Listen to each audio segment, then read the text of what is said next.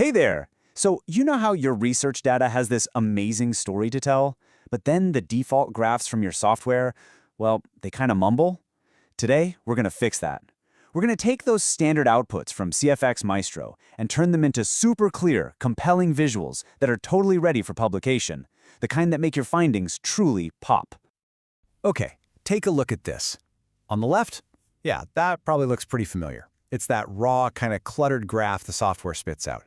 But on the right, that's where we're going. A clean, professional graph that tells a crystal clear story. The difference is huge, right? But believe it or not, getting there is way easier than you think. Let's dive in. And this is really the whole point, isn't it?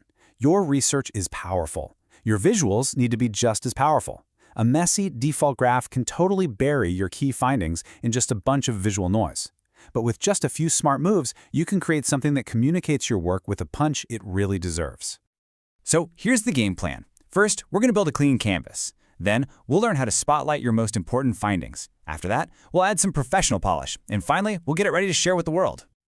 All right, first things first. Before we can tell any story, we've got to clear the stage. You know, get rid of all that default clutter and build a really solid, readable foundation for our data. We're going to do this with 4 simple foundational edits. We'll start by adding a good, descriptive title and making sure our fonts are all the same, which instantly makes it look more professional. Then, we'll add some grid lines so the data is easier to track with your eyes, and we'll move that legend so it's not in the way. Let's see this in action.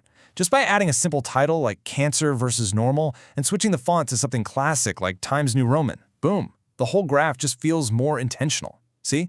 We've already gone from a generic computer output to a focused piece of scientific communication. Okay, our canvas is clean. Now it's time for the fun part. We get to be the director of this movie. We're going to use some simple annotation tools to guide our audience's attention exactly where we want it to go.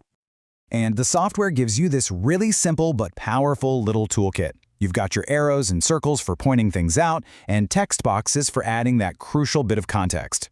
And the best part? It's totally low stakes.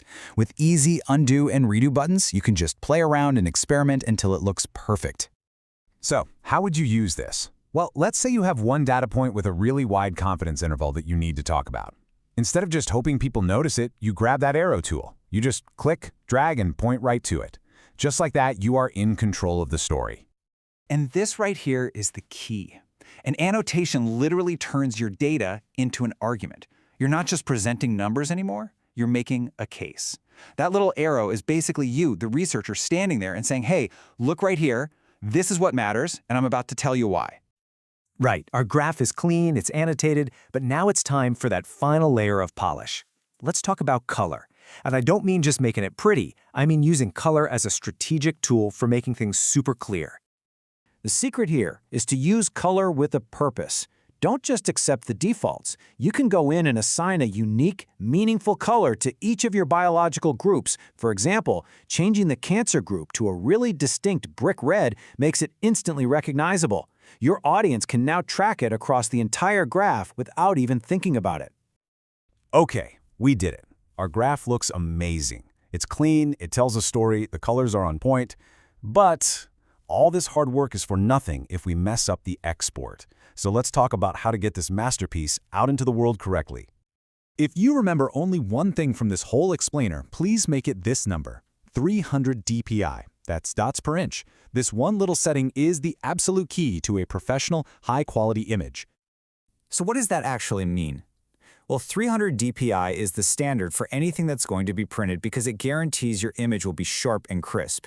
If you go any lower, you risk it looking all pixelated and blurry, which can instantly make all your amazing research look, kind of amateurish. And you've got a ton of flexibility here, which is awesome, because you'll need different things for different situations. A high-quality PNG is perfect for a presentation.